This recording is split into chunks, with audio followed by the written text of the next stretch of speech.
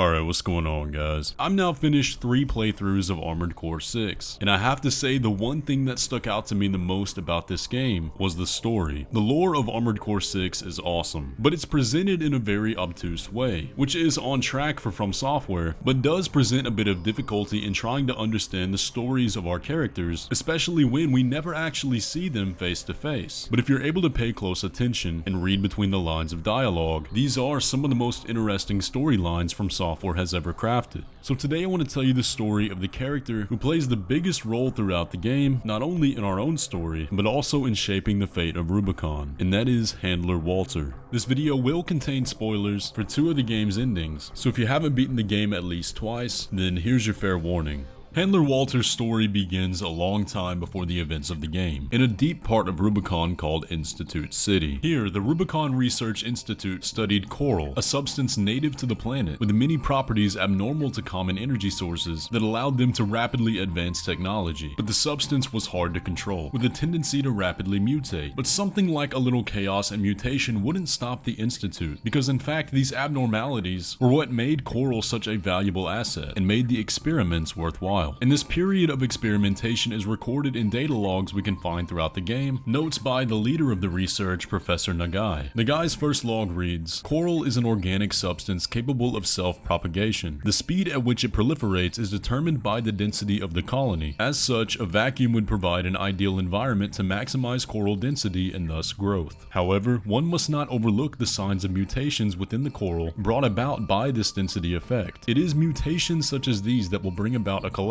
that humanity has no hope of controlling." The second log reads, "Assistant number 1 has lost his mind. His research has utterly consumed him. Granted, there may be some logic to see pulse sensory augmentation of human subjects, but no ethical scholar would ever dare cross that point of no return. Mankind is driven mad by possibilities. But what does coral represent if not sheer potential?" The third log reads, "I have decided that assistant number 1's son is to remain at the lab. He's a reticent one, tough too, beyond his years. And now our research has robbed him of his mother and driven his father mad. He has every right to hate me. Perhaps assistant number 2 will be able to help. She does seem to have a knack for assembling toys. I hope at least that she can give him something to smile about." Beyond this point is where the research started to go wrong, and the coral mutations began to get out of the Institute's control. No, the coral tide is rising at an abnormal rate. This resonance, it suggests some kind of mutation. Run the calculations. How much time do we have? 47 hours, 2 minutes, and 16 seconds. We still have time. Deploy IBIS. But even though the coral mutations had gotten far out of their control, the Institute was not totally unprepared. Along with the research on coral mutations and ability, they created machines that could run on coral as a fuel source, allowing them extraordinary technological abilities. There were many sea weapons created for various purposes, but among them the IBIS series was specifically made to prevent coral disasters, a last-ditch security effort to keep Rubicon safe. But regardless of the IBIS series, the fires began to burn. The fifth log reads, "There is no averting the ruin that awaits both the Institute and Rubicon itself. I must now concern myself with what follows. The data shows signs of wave mutation. Observation must continue. Assistant number 2 is our only remaining hope. Though it pains me, I have no choice but to pass the legacy of our sins onto her, my own student." And the fires of Ibis began to burn, consuming Rubicon and the surrounding star system. And we do have one last log from Professor Nagai describing the disaster itself. 12 minutes remain. I have done all that I must. I alone shall bear the burden of watching the fires of Ibis burn. Whatever future awaits the boy, I hope he grows into a man strong enough to seize it. I have friends in the Jupiter colonies. Surely they will look after him. And to the remaining people on the team, assistant number 2 and the boy were sent away while Professor Nagai stayed behind and allowed the fires to consume him. Let me tell you a story before you go. There once was a scientist. He abandoned his family to delve into the secrets of coral. His work yielded a carnival of horrors, augmentation surgery included. But there was another scientist. He took his colleagues' sins upon himself and set it all ablaze. Died with no regrets. There's a lesson in this story. Once something's alive, it doesn't die easy. 621. Story time's over. It's time for work. We have more than enough evidence to believe that Walter was the boy in this story. We have one sketch of the team at the Rubicon Research Institute showing Professor Nagai, his 2 assistants, and the boy. And we can see that assistant number 2 is actively comforting the boy, who is noted as being sharper than he looks. If we jump ahead slightly in our timeline, we have another sketch of assistant number 2 sitting atop an RAD machine, and the notes read, "The woman's the one in charge, and she's the smartest of the bunch. Have I seen her somewhere else before though?" This woman fits every description of Cinder Carla. She's the leader of RAD, adept at assembling toys as the notes described, goes by the nickname Cinder, which is the name attributed to the survivors of the fires of Ibis, constantly has a tagline about making people smile or laugh, again fitting with the notes, and is able to instantly recognize C weapons in the Institute's work. And on top of all of that, she's a personal friend of Walter, which we'll touch on more in a minute, but unless all of the characters we learned about in the guy's logs are ones that we never see in the story, then Carla was likely assistant number 2, and Walter was likely the boy. But there's a very interesting detail if this is the case. The fires of Ibis happened 50 years ago, and in the story trailer of the game, we can see Handler Walter walking using the assistance of a cane, likely a sign of his age, which would put him roughly around 60 years old. But if Handler Walter is the boy, that would make Carla much older than him, which doesn't really line up with the sketches of her appearing fairly young and her voice following suit. It's a mystery in need of solving, but it is brought up by Air, and the player is meant to ask that question, so I don't think it's a piece of negative evidence for Walter being the boy, but it's a topic we'll address another time. We don't have any records of Walter's time on Jupiter, but we do have record of a Jovian war, where Commander Michigan won a great victory. It can be argued this would explain some fairly unsavory interactions between Walter and Michigan, which can definitely be heard at times, but personally I don't think it's too far from his interactions with the other corporations, and I believe the time on Jupiter is nothing more than an explanation of why he's still alive. And so this brings us to the present time period of the game, where Walter is now known as an infamous handler of augmented human piloted ACs, having many prior to our arrival with units such as 617, 619, and 620. And the story trailer depicts him losing these units in a battle against the PCA before finally acquiring the hound that would serve him the best, Unit 621. Now the Coral has re-emerged on Rubicon, mutating once again, and Walter is determined to see a new purpose through. The sins of the scientists still haunt him from his past, and at this rate history is destined to repeat itself unless the Coral can be watched, monitored, and this time disposed of in its entirety. Let me tell you a story, tourist. After the fires of Ibis burnt the planet up, a secret organization formed, hiding in the ashes. Overseer, the Association of Observers. They monitored the coral's growth, ready to burn it before the collapse came. That was their mission. Our mission. Me, Walter, and our fallen friends. RAD was always a front, a side hustle. It's time for me to get back to my real work. Let's get down to brass tacks. You've been to Xylem before, right? The floating city created by the Institute? It's hiding a secret. A little something to prepare against the coming collapse. We need to get to it and fast.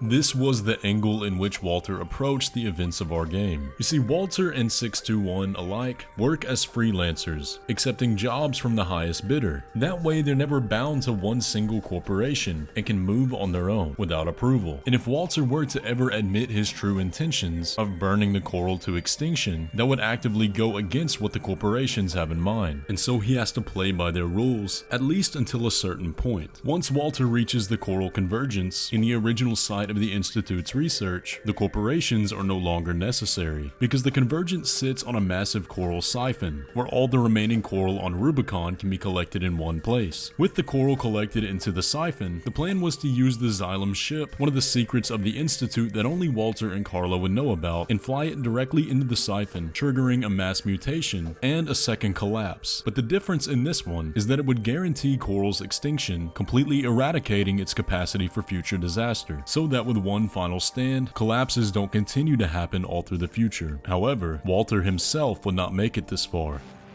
621. A friend of mine sent a request.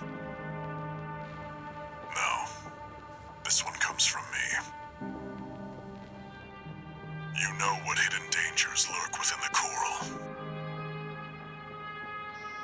The fires of Ibis should have wiped the coral out, but it survived, gathered, and it's been steadily multiplying ever since.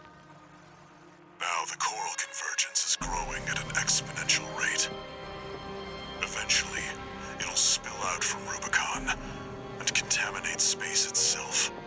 The coral must be burned, 621. Even if that means reigniting the fire that scorched the stars. This isn't an order. It's a legacy. My fallen friends entrusted this duty to me, and now it's my turn to hand it on. 621. Feed the fire. Let the last cinders burn.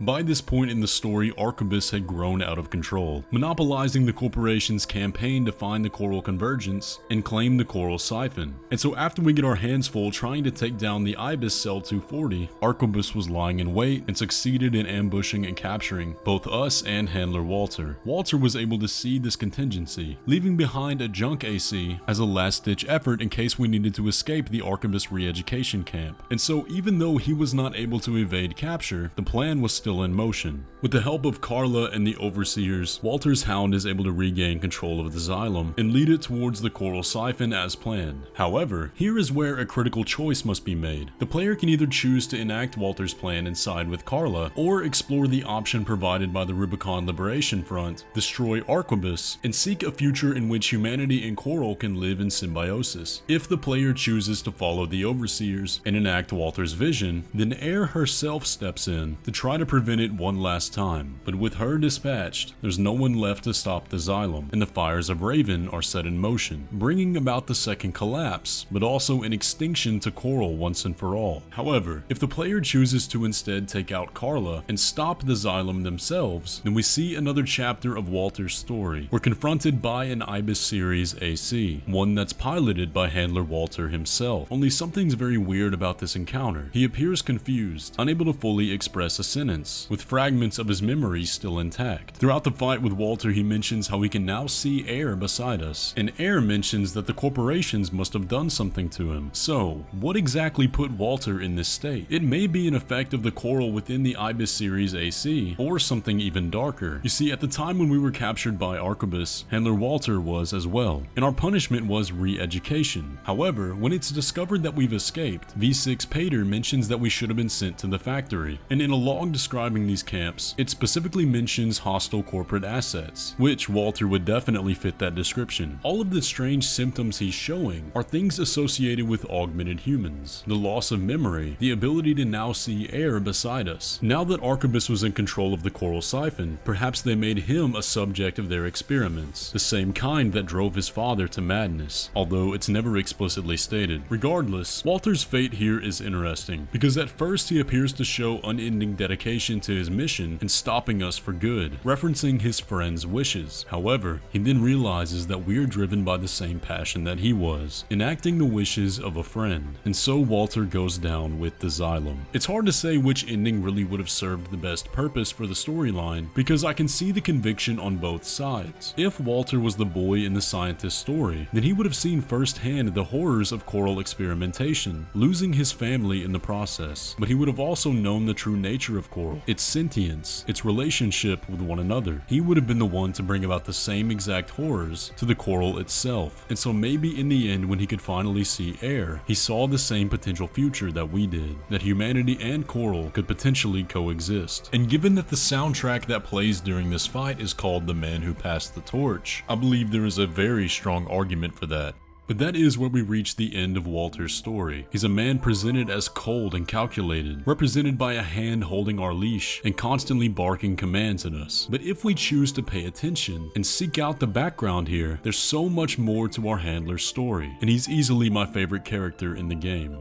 Anyways though guys, that is gonna pretty much do it for the video today. I hope you enjoyed, and I'm curious to read your thoughts down in the comments section below. How do you feel about Handler Walter? Do you believe his motivations were correct? And was his end goal justified? Which ending do you believe gave him the best fate? And is there more to his story that we didn't mention in this video? Either way, if you did enjoy, be sure to leave a like on it and subscribe if you're new around here. I'll have plenty more lore videos on the way, but with all that, I will catch you in the next one.